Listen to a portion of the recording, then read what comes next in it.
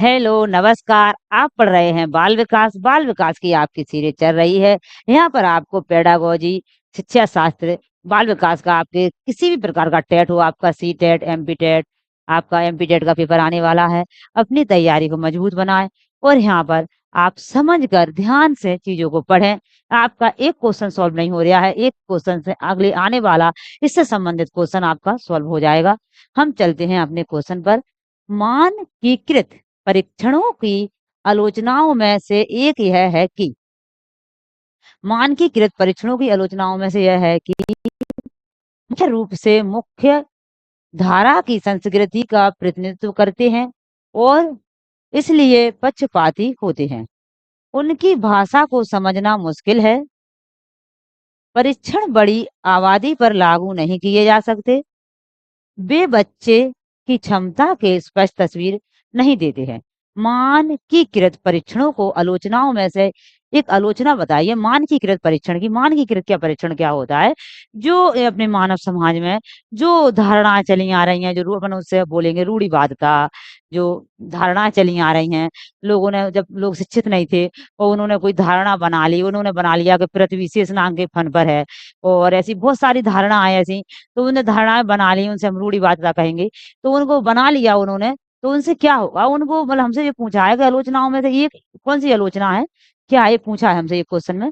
तो आप देखेंगे मुख्य रूप से मुख्य धारा की संस्कृति, जो मुख्य रूप से जो मतलब पिछड़े क्षेत्र है, पढ़े-लिखे नहीं हैं, उनकी मुख्य धारा मुख्य रूप से मुख्य धारा की संस्कृति कि हमारी संस्कृति तो पत्थर की लकीर है, ये हमारी पुरानी संस्कृति चली आ रही है। इसका प्रतिनिधित्व करते हैं और इसलिए पक्षपाती होते हैं, वो प्रतिनिधित्व करते हैं कि नहीं कि ऐसे मान लिया कि नहीं लड़के अच्छे होते हैं, लड़कों को पढ़ना है, लड़कियों का क्या है, उनको तो चूल्हो ही फूँकना है, उनको तो लड़कों को तो बाहर नौकरी करना है, माँ-बाप को पालना है, पत्नी को पालना है, बच्चों को पालना है, तो ये क्या है जी? एक रूढ़िवादिता है। तो वो क्या कर रहे हैं मतलब वही वाला भी क्वेश्चन आया था, हमने कल पढ़ाया था कि जो मैडम थी वो लड़के को सहयोग कर रही थी बता पूछ मतलब क्वेश्चन बताने में। तो ये ना तो क्या कर रहे हैं वो कि आप पक्षपात कर रहे हो। वो आप टीचर हो तो आपको किसी प्रकार का पक्षपात नहीं करना। अपनी जो शिक्षा है, अपनी जो भी आप परामर्श दे रहे हो, निष्पक्ष देना है और आप बच्चे में कोई समस्या हो गई, बच्चे आपस में लड़ बैठे, तो उनका जो निर्णय करना है, वो पक्षपात नहीं करना आपको। उनको आपको क्या करना है, निष्पक्ष होकर उनकी जाँच करना है और निष्पक्ष उनकी समस्या करना है। तो जो बच्चे जो इस शिकार है रूढ़िवादिता के, जो पिछड़े बच्चे हैं, वो आप पर विश्वास करेंगे और उनका पढ़ाई के लिए मनोबल बढ़ेगा और वो पढ़ेंगे। इसलिए आपका राइट ऑप्शन ए हो जाएगा कि मुख्य रूप से मुख्य धारा की संस्कृति का प्रतिनिधित्व करते हैं और इसलिए वो क्या करते हैं पक्षपात इसलिए वो पक्षपाती हो जाते हैं, पक्षपात कर बैठते हैं। ये पक्षपात करना गलत बात है। नेक्स्ट क्वेश्चन पर चलेंगे। नेक्स्ट क्वेश्चन है हमारा बालक प्रसंग बोध। आपको कोई भी दिक्कत परेशानी हो, आपका अपना फीडबैक कमेंट बॉक्स में हमें दे सकते हैं। हम आप उसको ज़रूर ध्यान से पढ़ेंगे और आपका जो भी होगा उसका समाधान करने की कोशिश करेंगे। बालक प्रसंग बोध परीक्षण 3 वर्ष से 10 वर्ष की आयु के बालकों के लिए बनाया गया। इस परीक्षण में कार्ड में प्रतिस्थापित किए गए। ये जानकारी हमको पढ़ना पड़ती है, तब हमको पता चलता है इन चीज़ों का कि ये क्या था, एक कार्ड है और उसमें 3 से 10 वर्ष के बच्चों को खिलाया गया। उन कार्डों में क्या है, एक एनिमल जानवरों के फ़ोटो छपे हैं और जानवरों के फ़ोटो छपे हैं और बिल्कुल ऐसे अभी कार्टून आते हैं।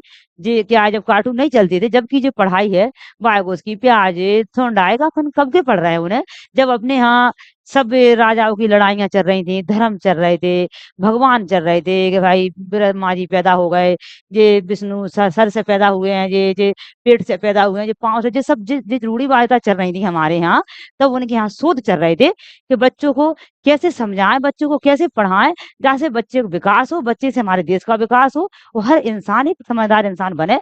जब वहाँ वो विकास चल रहे थे, जब हमारे यहाँ ये धार्मिक मंडलियाँ चल रही थी हमारे यहाँ और दूसरे लोग आकर आक्रमण कर रहे थे और युद्ध कर रहे थे, जब वहाँ पे ये चल रहा था सब, तो आप यहाँ देखेंगे तो हमें क्या पूछा गया है कि उन्होंने क्या किया, एक कार्ड बनाए और उस कार्ड पर ऐसे वो छापे जानवर और जानवरों को नाम दिए और फिर उन्हें एक बच्चे को कार्ड मिल जाएगा। उन कार्डों से बच्चों को क्या करना होगा, एक कहानी गढ़ना होगा कि इसमें ये बिल्ली ये कर रही है, कुत्ता ये कर रहा है, ये छपी है, तो उनसे कहानी लिखना होगी बच्चों को। तो हमें ये सिंपल सा क्वेश्चन पूछ लेते हैं, कभी-कभी ये पूछ लेते हैं कार्डों से क्या करते हैं बच्चे? डेस्क के स्थान पर बालकों को, लोगों के स्थान पर जानवरों को, सजीव वस्तुओं के स्थान पर निर्जीव वस्तुओं को, पुरुषों के स्थान पर बालकों को। तो उनने क्या किया, लोगों के स्थान पर बच्चे खेल रहे हैं मगर उन जानवरों के फोटो है उस कार्ड पर, जानवरों से बच्चों को क्या है, जानवर बहुत अच्छे लगते हैं और जानवर से बच्चे समझते हैं। अभी नहीं होता बच्चे का पिग्गी बोल रहा है, हाथी बोलता है, खरगोश बोलता है, ऐसा ही। जिन इच्छाओं की पूर्ति नहीं होती उनका भंडार गृह निम्न में से कौन सा है? ये क्वेश्चन बार बार आता है, राइटर ने दिया है, ये बार बार आता है आपका कि उनका क्या है, राइट ऑप्शन इसका हो जाएगा ईदम। ये अपने अंदर जो भाव होते हैं, अपनी भावनाएं होती हैं अपनी, वो तीन भावनाएं होती हैं, एक ईदम, एक अहम और एक परहम। ये क्या होती है आपकी, ईदम है एक अहम है और एक परहम है। जो ईदम होती है वो हमारे अंदर, हमारे जो पूर्वजों से हमारे मन में अपने आप भाव आते हैं, जो हम पहले मतलब अपन एक यानी जानवर जैसे थे, वहां से विकसित हुए, एक चिंपांजी थे, और वहां से अपने पूर्वजों से वो ईदम है, जो भावना है वो उत्पन्न होती है। ऐसे हमारा इसमें क्या है, इस भावना में सब्र नहीं होता, क्रोध आ जाता है, गुस्सा आ जाती है। ऐसे क्या होता है, जब बच्चे में होता है मेरी चीज क्यों छुटा ली, तो समझ नहीं होता, वो लड़ बैठता है, उसे उसे काट लेता है, कोई चीज को फेंक देता है, उससे चीज ले ली तो वो ईदम होता है। और फिर आता है हमें अहम। अहम क्या होता है, हम इसलिए ये समझा रहे हैं, हम तो एकदम अकेला लगा के चलते बनते, जब दूसरा क्वेश्चन आएगा तीनों में से तो आप सही कर दोगे। फिर होता है अहम। अहम क्या होता है, जो हम समाज में रह के, स्कूल जाके, पढ़ाई करके, लोगों से सुन के, जो चिंतन करके जो ज्ञान प्राप्त करते हैं, जो बुद्धि प्राप्त करते हैं, जो तर्क करना सीखते हैं, क्या सही है क्या गलत है। वो बोलते हैं ना बच्चा बुद्धि है, अभी समझ नहीं आई इसमें, तो वो बच्चा बुद्धि होती है, कहाँ किसके आगे क्या बोलना है, वो हमारा ईदम होता है। कब क्या करना है, कि जो बड़ा ज्ञान हो गया इसमें कोई समझ नहीं आई, इसकी बच्चा बुद्धि है बोलते हैं, तो वो ईदम है हमारा। वो हमें पता नहीं रहता कहाँ क्या बोलना है, किससे क्या कहना है, कब कहाँ उठना है, कब बैठना है, कब क्या करना है, वो हमारा ईदम है। और कभी कभी ये क्वेश्चन आ जाता है कि दबी हुई भावनाएं किसमें होती हैं, तो ईदम में होती हैं। जो अहम है हमारा, वो हमने चिंतन करके सोच कर बनाया है। फिर हमारा एक होता है परहम। ये होता है, इंग्लिश में बोलते हैं सुपर ईगो, इससे बोलते हैं ईगो। और ये जो हमारा परहम है सुपर ईगो, ये सुपर ईगो हमारा क्या चाहता है, अब जी हवा में उड़ना चाहता है। जो बच्चों में किशोर अवस्था में आता है, 16-17 साल की 18 साल की उम्र होती है बच्चों की, आपने देखा होगा, बड़े बड़े सपने होते हैं, बच्चा हवा में उड़ता है कि नहीं मुझे ये करना है, मुझे वो करना है, मैं ये करूँ, बड़ी बड़ी फेंकना, मतलब कहते भाई धरती पर रहो, आसमान में नहीं उड़ो, तो मतलब बड़ी-बड़ी फेंक रहा है वो। तो अब जो अहम होता है, जो हमने परहम हमारे अहंकार से आया है। हमारे पास 4 पैसे हैं माँ-बाप के, या हमारे पास शरीर हो गया, जवानी आ गई, या सुंदरता है, तो वहाँ से परहम आया, एक सुपर ईगो है, जो सुपर ईगो आया हमें एक अहम से। तो एक हमें एक तरह का मतलब घमंड टाइप का आया, तो हम ये कर सकते हैं, वो कर सकते हैं, तो परहम आया। अब अपना अहम है ना जो, वो आया हमको तर्क करने से, संस्कृति से, समाज से, हमने तर्क किया, चिंतन किया, उससे आया। तो ये अहम है, वो दोनों चीज़ों में बैलेंस बना के रखता है। एकदम से कहता है कि भाई तू शांत रह, अभी यहाँ कुछ नहीं बोलना है, ऐसी बात, यहाँ नहीं करना। और परहम से कहता है कि तू भी बहुत हवा में उड़ रहा है, इतना भी नहीं उड़ना, शांत रहे। तो ये दोनों को बैलेंस बना के रखता है, तो वह हमारा अहम होता है। और जो हमारा भंडार गृह होता है, जिन जिन इच्छाओं की पूर्ति नहीं हो पाती है, जिन इच्छाओं की पूर्ति नहीं हो पाती है, वो हमारा ईदम होता है। क्योंकि जो वो इच्छाएँ जो हमारे अंदर दबी हैं, जो हमारे अंदर, एक जानवर और एक इंसान में एक सी इच्छाएँ होती हैं। जानवर का मन आया कि मुझे खाना खाना है, तो रस्सी तोड़ के दूसरे के खेत में चला गया। जानवर का मन आया कि उसका कुछ हो गया, किसी ने सींग मार दिया, तो वो जानवर हमें एक सी भावना होती है। मगर इंसान क्या कर सकता है, चिंतन कर सकता है, सोच सकता है, तर्क कर सकता है। बुद्ध ने कहा है कि हर चीज़ पे पहले तर्क करें, सोचें क्या सही है, तो वो पता चलता है हमको। तो हम सोच सकते हैं, तर्क कर सकते हैं, वो हमारे इंसान के अंदर है, और वो हमारी अहम से आती है। इसलिए दबी हुई इच्छा है हमारी, जो पूर्ति नहीं हो पाती। क्वेश्चन ये पूछ लेता कि दबी हुई इच्छा कौन सी होती है, वो ईदम होती है, जिनकी पूर्ति नहीं हो पाती वो ईदम होती है। क्योंकि वो इतनी खतरनाक इच्छा है, कहीं उनकी पूर्ति करने लग जाए तो कोई जूता देगा, तो इसलिए वो नहीं हो पाती है पूरी। इसलिए चिंतन करके जो समझ के लिए वो होती है, वो अहम होता है।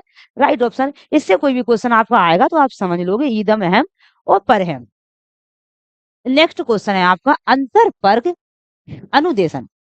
पहले तो भाई एक-एक शब्द समझ में आना चाहिए कि अंतरपरक अनुदेशन क्या होगा? जो अंतरपर्क है, सभी बच्चों में अलग-अलग अंतर होता है। सभी बच्चों में अलग-अलग अंतर होता है, तो हमको उनके अंतर के हिसाब से पढ़ाना है उनको। उनको क्या करना है कि किस बच्चे को किस चीज़ की व्यक्तिगत बच्चे के पास जाना है। ऐसे क्वेश्चन बार-बार आ रहे हैं, वही एक सी टाइप के हैं, बस भाषा अलग हो जाती है।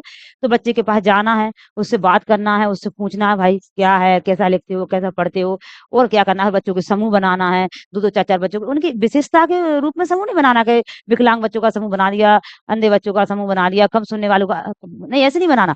वैसे ही सब बच्चों के ऐसे मिक्स करके समूह बना दिए, तो बच्चे एक-दूसरे से बात कर रहे हैं, एक-दूसरे से सीखेंगे बच्चे, तो वो भी बच्चे सीखेंगे यहाँ पर। हमें यहाँ देंगे, हमने ये बता दिया कि अंतर-परक क्या होता है। अब आप क्वेश्चन खुद समझ जाओगे। अब व्यवस्थित अथवा स्वच्छंद शिक्षार्थी गतिविधियाँ, ये तो वैसे ही गलत होगा। अव्यवस्थित अथवा स्वच्छंद, अव्यवस्थित गतिविधियाँ क्या बच्चों के लिए अच्छी होंगी?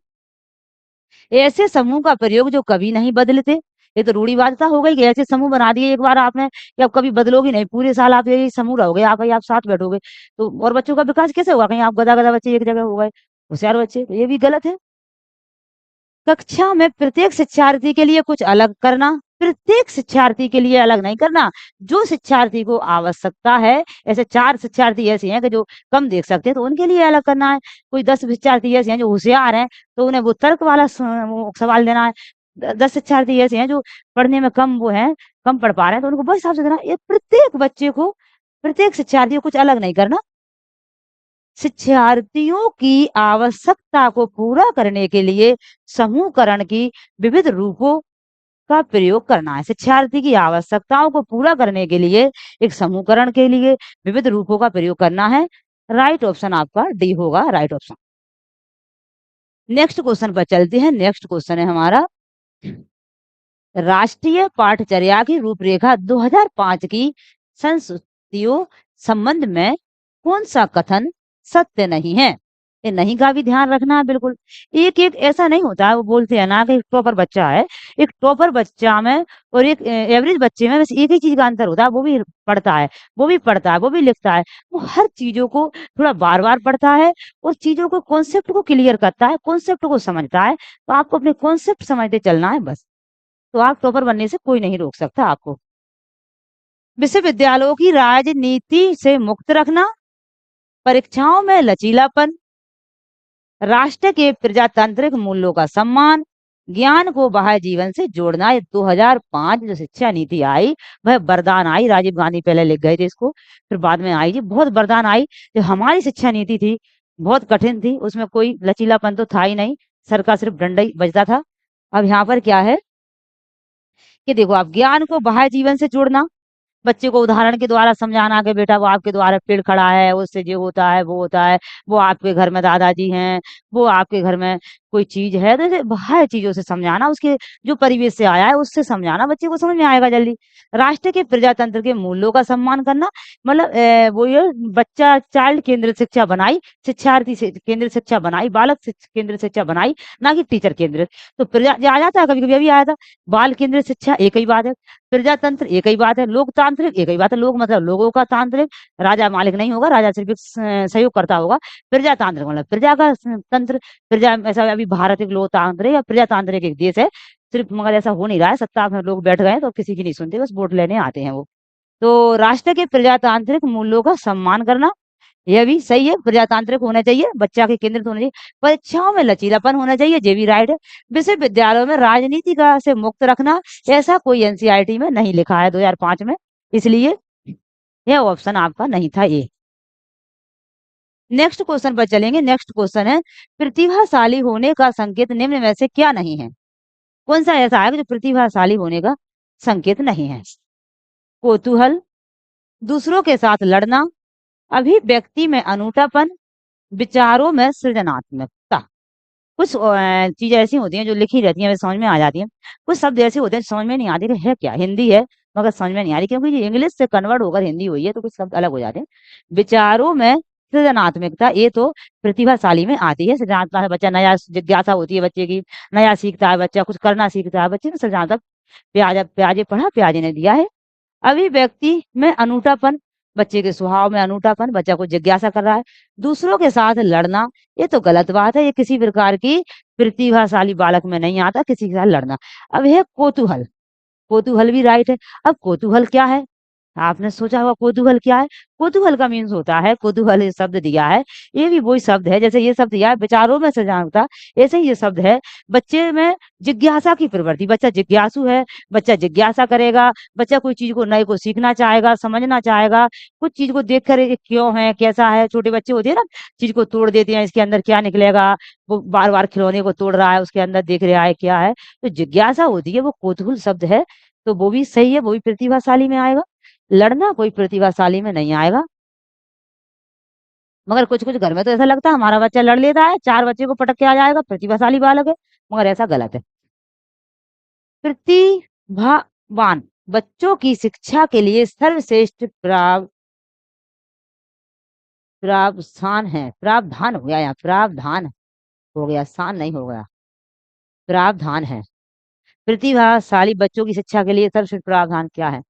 विशिष्ट विद्यालयों का प्रावधान करना, योग्यता के आधार पर समूह बनाना, कार्यक्रम को समृद्ध बनाना, दोहरी कक्षा उन्नति दोहरी कक्षा उन्नति देना।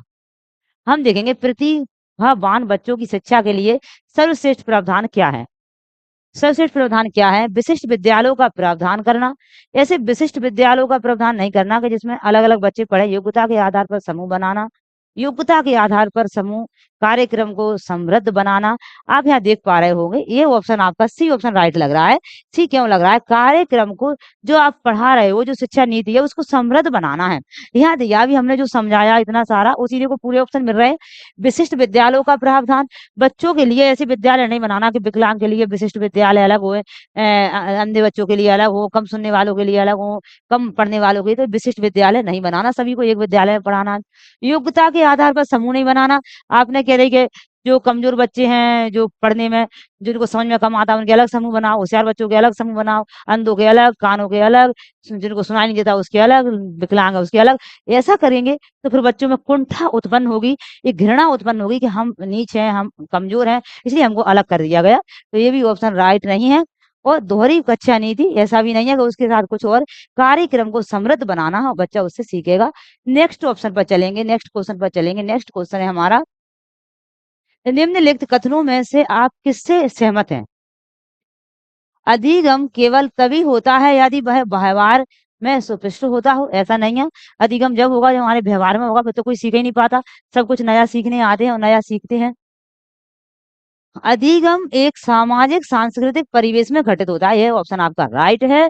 और देख लिए हम पहले, अधिगम पूर्ण रूप से बाह्य अधिगम द्वारा नियमित होता नहीं, पूर्ण रूप से बाहर से मिलेगा नहीं, अरे अंदर से भी मिलेगा भाई।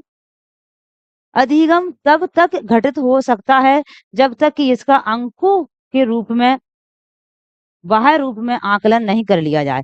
अंकों के रूप में करेंगे जब ही अधिगम होगा, जब ही बच्चा याद होगा, ये भी गलत है। तो ये आपका राइट ऑप्शन बी यही होगा। अधिगम एक सामाजिक सांस्कृतिक परिवेश में घटित होता है। जब ही तो कहते हैं कि अच्छा वातावरण होना चाहिए बच्चे का, अच्छा समाज होना चाहिए। जब अच्छा समाज होगा, अच्छा वातावरण होगा, वहाँ बच्चे को अच्छा अधिगम घटित होगा, बच्चा अच्छा कुछ सीखेगा। नेक्स्ट क्वेश्चन पर चलेंगे हम। कोई दिक्कत परेशानी हो कमेंट करके आप बता सकते हो, अपना फीडबैक दे सकते हो। अपनी कक्षा के बच्चों को उनकी अपनी अवधारणाओं को बदलने में आप किस प्रकार सहायता करेंगे? अभी बताया था ना वो हमने अवधारणाओं को बदलने की बात। ऐसे कोई कहता है कि पृथ्वी शेषनाग के फन पे रखी है, कोई और बहुत सारी अवधारणाएँ हिंदू धर्म में तो आपको लेकर आपको पता ही है, इसी चक्कर में हिंदू धर्म विवाद में रहता है हमेशा। यदि बच्चों की अवधारणा गलत हो तो उन्हें दंड देकर नहीं, वो उन्हीं बच्चों की क्या गलती है? बच्चे की अवधारणाएँ बनी है कोई कि वो ऐसा होता है, दादी कहती हैं कि बेटा आप स्कूल से जल्दी आ जाना, ऐसा करना है, आज पूजा है घर में, आज वहाँ जाना है, आज जहाँ जाना है, तो बच्चे की क्या गलती है? आप दंड नहीं दे सकते बच्चे को, ऐसे ऑप्शन कोई भी गलत लगे काट दो उसको। बच्चों को सूचनाएँ लिखाकर उन्हें याद कराकर, ऐसा भी नहीं है बच्चों को सूचना लिखा दी और याद करा दी कि भाई जो तुम कहते हो वो गलत है और जो हम कह रहे हैं वो सही है, जो तुम कहते हो वो तो गलत अवधारणा है। ऐसा भी नहीं कह सकते बच्चे को, वो तो बिल्कुल नहीं मानेगा। तथा आत्मक जानकारी देकर थोड़ा ठीक है, अवधारणाओं के बारे में बच्चों को अपनी समझ को व्यक्त करने का अवसर देकर, अवधारणाओं के बारे में बच्चों को अपनी समझ का व्यक्त करने का अवसर देकर यह ऑप्शन राइट है। यह ऑप्शन क्यों राइट है कि आप क्या करोगे, पहले बच्चे का वो कैसी धारणा बना के आया हो, आपको नहीं पता। वो उसके किस संस्कृति से आया है, किस समाज से आया है, वहाँ कैसी धारणाएँ चलती हैं। बोले हमारे यहाँ तो ये पूजा चलती है, हमारे यहाँ तो ये फलाना चीज़ चलती है, तो आपको नहीं पता। पहले आप क्या करोगे, उस बच्चे की जो अवधारणा है, उनके बारे में बच्चों से कहोगे आप अपना बताओ, आप अपने यहाँ क्या करते हो, क्या होता है? तो बच्चे को पूरा आज़ाद कर दोगे, और आज़ाद कर कर उसकी अपनी जो समझ है, वो व्यक्त करने का अवसर दोगे। उसने जो-जो देखा, जो-जो सुना है, वो कहते हैं ना कि वो चंद्र ग्रहण, सूर्य ग्रहण क्यों पड़ता है, कि राहु केतु, वो एक फ़िल्म चल रही है ना, फ़िल्म में बोलते हैं कि राहु केतु आते हैं, उसे खा लेते हैं, क्या कर लेते हैं, तो वैसा बताया है ना। तो वो टीचर कहती हैं कि पहले वही टीचर उन्हें समझाया, फिर वो कहते हैं, "अरे राहु, तो मुझे वहाँ से जाकर ग्रहण लगवाएगा क्या?" वो कोई बड़े सर आते हैं स्कूल में, तो ऐसे ही जो उसके यहाँ धारणा है थी, उसने बता दी। कहीं वो सर जो सर है ना, वो सर बच्चे को पहले बोलता कि भाई आप बताओ कि वो कैसे लगता है, ग्रहण कैसे पड़ता है? तो वो बच्चा को क्या हुआ, वो बच्चा को बिल्कुल आज़ाद छोड़ देते। वो बच्चा अपनी अवधारणाओं के बारे में बच्चों को अपनी समझ को व्यक्त करने का अवसर देते। बच्चा सुनाता, जो वो सबके आगे सुना रहा था बच्चा, तो बच्चा क्या करता, वो सर के आगे सुनाता कि भाई राहु और केतु आते हैं, वो उसको खा लेते हैं सूरज को, और इसलिए सूरज दिखाई नहीं देता। तो फिर सर समझाते, उदाहरण देकर, कोई तथ्यों के आधार पर, कोई अच्छे से उदाहरण देकर उस वक़्त समझ में आए कि नहीं बेटा ऐसे पृथ्वी बताते, इधर ऐसे चंद्रमा रख वो पृथ्वी रखते, इधर सूरज रखते, इधर चंद्रमा रखते, जैसे घुमाते पृथ्वी को, तो बोलते बेटा देखो जब चंद्रमा पृथ्वी और सूर्य के बीच में आ जाता है, तो फिर हमें जो चंद्रमा बीच में आ गया तो सूरज नहीं दिखता उस समय कुछ पल के लिए। ऐसा कोई बात नहीं है कि राहु केतु खा लेते हैं, और ऐसे-ऐसे पूरी प्रक्रिया बताते समझा के, तो बच्चे को समझ में आ जाती। पहले तो उसकी सुनते, अब सुनेंगे तभी तो पता चलेगा कि इसकी धारणाएँ कैसी बनाए बैठा है बच्चा। फिर उसे समझाएँगे। अब आपने तो सुनी नहीं है और खड़ा कर दिया अधिकारी के आगे कि भाई बोल ग्रहण कैसे लगता है, तो उसने तो जो उसकी धारणाएँ बनी थी वो बता दी। इसलिए आपका ऑप्शन डी राइट है। बच्चे को पहले अवसर दें, उसकी पूरी सुने, और सुन के फिर उसे समझाएँ कि बेटा ऐसा नहीं है, ऐसा है और ऐसा कैसे है, उदाहरण देकर उसे समझाएँगे। डी ऑप्शन राइट हो गया। नेक्स्ट क्वेश्चन है आपका, कक्षा परीक्षणों में अच्छा प्रदर्शन करने में एक बच्चे की असफलता हमें इस विश्वास की तरफ ले जाती है कि कक्षा परीक्षणों में अच्छा प्रदर्शन करने में एक बच्चे की असफलता, आप तो अच्छा वो कर रहे हो स्कूल में, अपने बच्चों में अच्छा प्रदर्शन कर रहे हो, मगर बच्चे असफल हो रहे हैं, तो हमें इस विश्वास की तरफ ले जाती है। हमें क्या सिखा रही है कि हम तो पढ़ा रहे थे, बच्चे मगर बहुत ज़्यादा फेल हो रहे हैं, असफल हो रहे हैं। तो इसका क्या मतलब है? कुछ बच्चों को अनुत्तीर्णीय होना ही है, चाहे व्यवस्था उन पर कितना भी अधिक प्रयास करे। ये पहले था, अब मना कर दिया एनसीईआरटी ने 2005 से, कि ऐसा नहीं है। आपके बच्चों फेल हो रहे हैं, इसका मतलब आपकी गलती है, आपके पाठ्यक्रम की गलती है। पाठ्यक्रम, शिक्षण पद्धति तथा आकलन प्रक्रियाओं पर विचार करने की आवश्यकता है। राइट ऑप्शन आपका राइट ऑप्शन आपका बी होगा कि बच्चा आपके स्कूल में फेल हो रहे हैं, तो जो पाठ्यक्रम है उसे और अच्छे पढ़ाया जाए, या पाठ्यक्रम को चेंज किया जाए, या शिक्षण पद्धति तो आकलन प्रक्रिया पर विचार करने की आवश्यकता है। जो भाई पहली जो शिक्षा पद्धति चली जा रही थी, उसमें बच्चे 8वीं पास नहीं हो पाते थे, और बच्चा 10 तक तो आते आते आधे स्कूल के बच्चे गायब हो जाते थे। तो उसमें क्या था कि वो पाठ्यक्रम में प्रॉब्लम थी और शिक्षण पद्धति थोड़ी टफ थी, इसलिए वो आकलन प्रक्रियाओं पर विचार करा उन्हें, और आज अच्छा-सा रिजल्ट आ रहा है पूरे देश में। तो यह ऑप्शन आपका बी राइट ऑप्शन होगा। बच्चे कुछ 2 ऑप्शन और पढ़ लें, क्या है? बच्चे कुछ निश्चित समझताओं और कमियों के साथ पैदा होते हैं, ऐसा तो बिल्कुल नहीं है। हर बच्चा होशियार होता है। आकलन वस्तुनिष्ठ है तथा असफलताओं को स्पष्ट रूप से पहचानने के लिए इसका प्रयोग किया जा सकता है, गलत है। आपका बी ऑप्शन राइट था। एक शिक्षक बच्चों को प्रभावी रूप से समस्या का समाधान करने में सक्षम बनाने के लिए किस तरह से प्रोत्साहित कर सकता है? आप बच्चे को ऐसा बना रहे हो कि बच्चे के आगे कोई समस्या आ जाए, पढ़ने की हो, कोई प्रैक्टिकली समस्या हो, तो बच्चा उसे सॉल्व कर सके, उससे निकल सके, तो इसके लिए आपको क्या करना होगा? पाठ्य पुस्तक से एक ही प्रकार के प्रश्नों के उत्तर के अभ्यास कराएँगे। कराने के लिए उन्हें पर्याप्त मात्रा में अवसर प्रदान करेंगे। अभ्यास कराना, रटना इस समस्या का समाधान नहीं है। पाठ्य पुस्तक में दी गई सूचनाओं को कंठस्थीकरण कराने पर बल देंगे। ये भी नहीं है। क्या करेंगे? कंठस्थीकरण नहीं करा सकते। याद करना, रटना, कंठस्थीकरण करना, ये क्या है? ये सृजनात्मकता नहीं है, अपसारी नहीं है, और ये समस्या समाधान नहीं है। बच्चों को समस्या के बारे में सहज अनुभूत अनुमान लगाने एवं बहु विकल्पों को देखने के लिए प्रोत्साहित करेंगे। यह ऑप्शन आपका राइट लग रहा है। डी और पढ़ लेते हैं।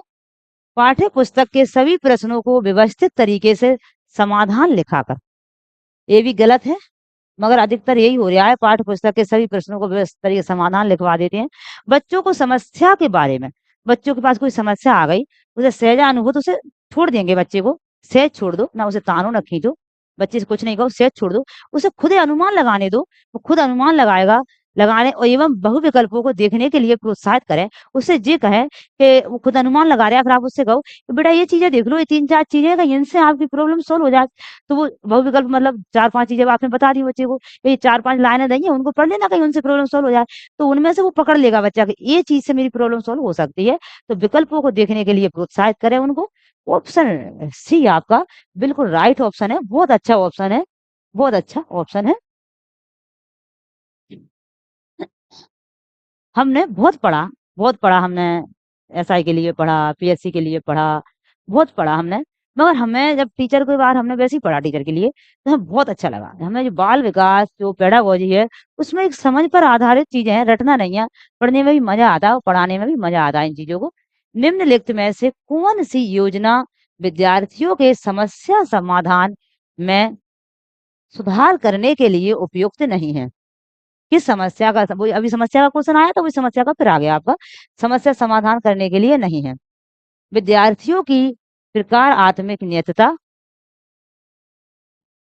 वास्तविक विषम समस्याओं के समाधान के लिए व्यापक अवसर, बालकों के समस्या समाधान में माता-पिता का सम्मिलित करना,